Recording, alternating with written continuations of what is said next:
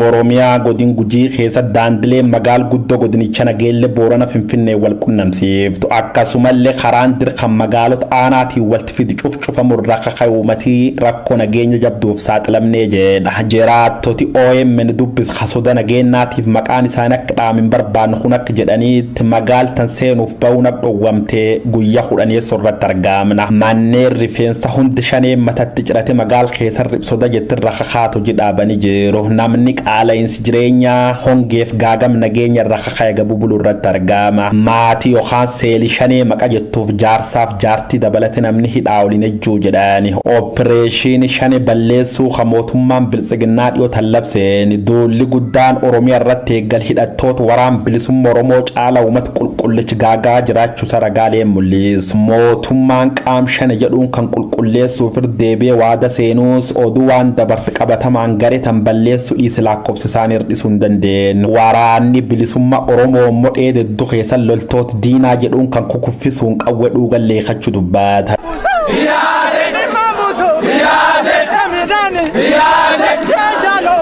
Dubbi qofa don taane ragaalee maddeen qabatama waraanicharra Oromiyaa miidiyaa neetwoork argatee loltooti mootummaatiif milishaan lakkoofsaan dhuugtaa waraan bilisummaa Oromoo kanaan dhumu gabaasaa ture. Gaagam siyaasaa khabar 2018 irra jalqabe woboof mootummaa bulchituu deema jiruun qulqulloota hedduutti jeefame. Nama baay'ee lafaaf qabeenya ofirra buqqaa'e dhiibbaaf sarbamii mirga namooma waan aganaa jedhamuumi. Aanaalee godin Gujii kan keessa Liibaniif gumiin eeldan lofaa waraan kanirra Sooriyaaf Liibiyaa irra garagarummaa tokkollee hin qabdu. Waadara hanga gooro doola qofa don taane Gujii baarra Gujii lixaa godin Gujii irra Booranatti maluuf karaan bana waan hin taaneef qunnamtiin uummataa rakkoo taate jirti jedhan. Sababa hanqinni roobaatiin horii qabcufoon geen dhabuun siyaasa baraatiin kayaratu uummati Oromiyaa kibba Arsiif gabartii Booranaaf Gujiin qotiyyoo lafaan qotanis dhabuurra kakaa'e ilmaan nama akkasii moofaraan harkisanii midhaan facaafachuu irratti argamu. Namooti tokko jeegumsaatiif namoota qaxaruu jiru jedhu tokko immoo waraa Yuukireen waliin godhama jiruuf loltuu barbaadu irratti argamnuun jedhan. Wamtaateef waan ree rabbinuuf qoodda keessoo qachuu dhumnee yaada lammiilee Itoophiyaa kan baasii Raashiyaa weeraranii guyyootan sadan darban kan imbaasii Raashiyaa ta Finfinneetti argamta lammiilee Addis Ababaatiin waammachuuf fakkaatti. Tokko qaala'insi jireenya dheet biyya ba'uu jiru jedhuun gariin uraan Raashiyaa waliin fuulduri kenniif waan jedhan fakkaatu. Tarraqeen waaseefaan ilmaan dhalwaan bulfannuun dhabne jirra lubbuteen gurgurachuu farmatti argamne jechuu isaanii Anaadool Niws Ejensii gabaase. Tarraqeen maleelle namoota dhugu dubbisa jira kajer miidiyaa warri taarka kun Anaadool warri kun cuf maqaan isaanii akka dhaamsota nageenyaatiif kadhoffatanii malee jireen barbaachaaf Raashiyaatti maluu jiran jechuun barreesse. The Russians are stalled outside the capital, Kyiv. Wiixat irra jalqabuun hiriirri dheeraan lakkoofsi hin qabne imbaasii Mooskoo tanaannoo qabbanaatti argamtu marsuusa BBC'n gabaas. Warri namoota kan ilaan arganiif suuraalee miidiyaalee hawaasaa akka agarsiiftutti hiriirri mul'atu kun hedduun dhiiraa jedhu. Dhiirri rakkoof gadadurra ka'u lubbuu fi qumaar qabsiisuuf murteessi. Ankorporaal Taarraqeen Waasee jedhama. Bar 1998 aga 2000 Itoophiyaa bakka bu'u waraan Itoo Eertiraa irratti hirmaadhe jira. Kanaaf Raashiyaa gargaara bii Puutiniif loluu barbaadaa yaalamiilee Itoophiyaa Anaadool Niws Ejensiin dubbiseet. Dubbiin tun ijoo miidiyaa hawaasa hordofe BBC'f deebii kennitiin baasii Raashiyaa lamiileen Itoophiyaa Raashiyaa cina jiraachuu isaaniin galateeffan jechuun garuu immoo loltoota qaxaruun hojii imbaasii waan hin taaneef nam filuutti hin jiru jechuun mormatti dadhaban. Deeggarsi dhibin qabu qarxaasii namni baate yaa'uun tun maaskii moo waraqati eenyummaatiin silaaftu gaafita. Deebii Raashiyaa hordofe imbaasiin keebi Mooskoon sobdu jechuun arrabsiit. Raashiyaan namooti 20 caalan awwaalamuu qubqabduun immoo gaafii Yuukireeniitii jedhani. Dooti 46 madaan salphoon 12 manneen 1,800 oli barbadaa'e baqattooti miiliyoon 11 caalu dubbata. Qabeenyi badi $565 tilmaamama. Gaagami diinagdeef dippiloomaasii nageenyaaf gabaa addunyaa ganin jedhamu. Waraanni Raashiyaa fi Yuukireen kun akka jalqabee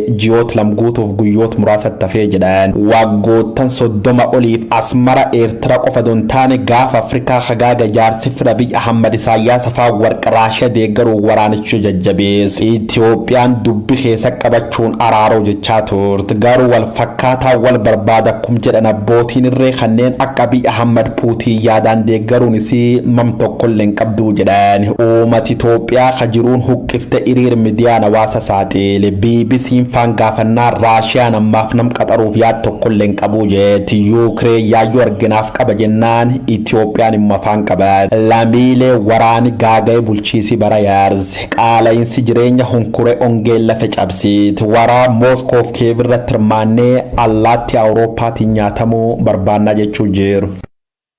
Humnoonni shororkeessitoota milishaa faannoo mootummaa naannoo Amaaraa lakkoofsaan olaanaa ta'an naannawaa magaalaa Shawaaroobitti walitti qabamaa jiraachuu maddeen Walloorraa himaa jiru. Humnoonni kunneen Gondar, Goojjamii fi kutaalee naannichaa kan biroorraa garasitti guuramaa jiraachuu himu maddeen keenya. Kanarraa darbees humnoonni kunneen ganda wasan qurquru keessatti dahannoo yookaan mishigii waraanaa qotachaa akka jiran odeessi nu gahe ni agarsiisa. Kaleessa galgala gama Kollaash jedhamuun dhukaasni banamee ture jedhu jiraattonni gama biraatiin namoonni dheengadda lola irratti miidhamanii fi buufata fayyaatti yaalamaa turan gara hospitaala Kamiseetti osoo geeffamaa jiranii Axaayee irratti humnoota kanneeniin ugguramanii raayyaa ittisa biyyaatiin baraaramuu himan namoonni OMN achirraa dubbise. Haleellaa uummata Walloo irratti guyyaa tokko dura raawwateen gama hawaasa Wallootiin lammiileen nagaa 9 yoo wareegaman 14 madaawanii jiru.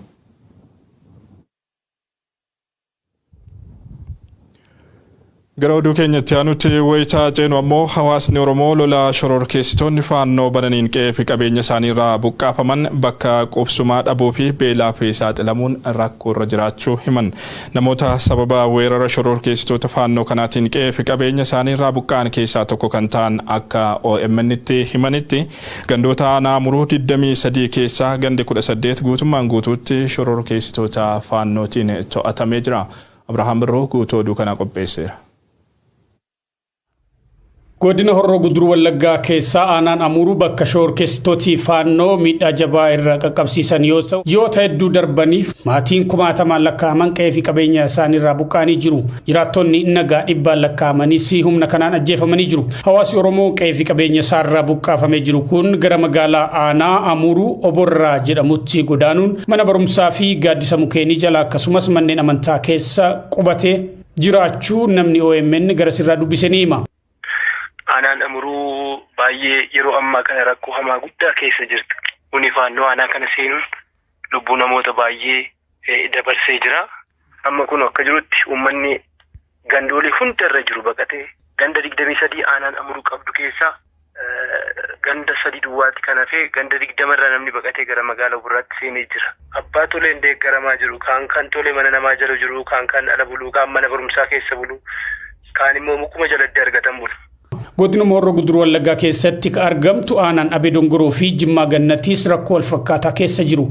Jiraattonni gandoota baadiyyaarraa haleellaa shororkeessitoota faannoon buqqaafaman manneen barnootaa fi dhaabbilee amantaa magaalaa keessa jiranitti qubatanii jiru. Haa ta'u malee mootummaan akka namni bakka tokko qubatuuf fedhii waan hin qabneef buqqaatota kana humnaan bittinsaa jira jedhu. Kanaanis rakkoof saaxilamaa jiraachuu dubbatu. Bakka bakkatti utuu rasaasa baqannee dhufuu keenya itti himnu qaamoleen nageenyaa humnaan gara qe'eetti akka deebinu taasisuun lubbuu qonnaan bultootaa bilaasha balleessaa jiru jedhu. Faallaa kana ammoo humnoota faannoo kan dura qaamoleen nageenyaa to'achuun mana hidhaa turan manni murtii bilisaanii hiikaa jira jechuun komatu buqqaatonni aanaa Abee Dongoroo dubbisne. Guyyaa dheengaddaa miseensota faannoo ji'a tokko dura birmannaa uummataatiin ganda Tulluu Gaanaa jedhamu keessatti qabamanii hidhamanii turan manni murtii bilisaan baasuun akka hiikaman taasisee ture jedhu. Humnoonni faannoo kun gaafuma hiikaman sana galgala ganda Tulluu Gaanaa jedhamu keessatti hawaasa haleellaa baqatee mana barnootaa Tulluu Gaanaa qubatee jiru irratti haleellaa raawwataniin manneen barnootaa 3 gubuudhaan lubbuu namootaallee dabarsuu jiraataan aanaa Abee Dongoroo irraa dubbisne himee jira. Guyyaa lamaan kana jidduutti silxaaliin Amaaraa aanaa Abee Dongoroo hidhamee ture hidhaman keessaatii ifamanii rudduu kana. Ifamanii edda turaniiti immoo Tulluu Gaanaa keessa galanii mana barsiisota Waaqayyaa jedhamuu fi Ingaabbuu nama jedhamu sana hannama 10 kan ta'ani mana caccabsaniiru masaawutiisa. Manni Oromoo as keessatti hin barbaachisiisu nu keessaa buqqa'uu qabdu Oromoon as keessa jiraachuun mirga hin qabu hanga shaambuutti kan keenyaan falmanna jedhanii silxaaniyyi Amaaraa kan immoo humna guddaatiin fidanii haasofsii keessa buufatee jira. Humni silxaaniyyi Amaaraa kun hanga ammaatti ammayyuu buufatamachaa jiru. Lammiileen haleellaa shoorkeessitoota faannootiin buqqaafaman kunneen bakkeewwan qubatanii jiranitti rakkoo beelaa fi uffata akkasumas bishaan dhugaatiif saaxilamaa jiraachuu irra darbe rakkoo fayyaaf illee saaxilamaa jiraachuu OMN itti himan. Dhaabbileen deeggarsa namoomaa kamillee bakka nuyi jirru quba hin qabanii jedhan. Mootummaanis lammiilee buqqaaniif deeggarsa gochuu caalaa gara firoota keessanii dhaqaa jechuun nu bittinsaa jira jechuun komatanii jiru. Sababa beelaa fi dheebuutiin daa'imman dubartootaa fi maanguddoonni rakkoo ulfaataa keessa jiraachuu kan himan lammiileen kunneen hawaasi Oromoo bakkeewwan garaagaraa jiru akka isaaniif birmatu dhaammatanii jiru.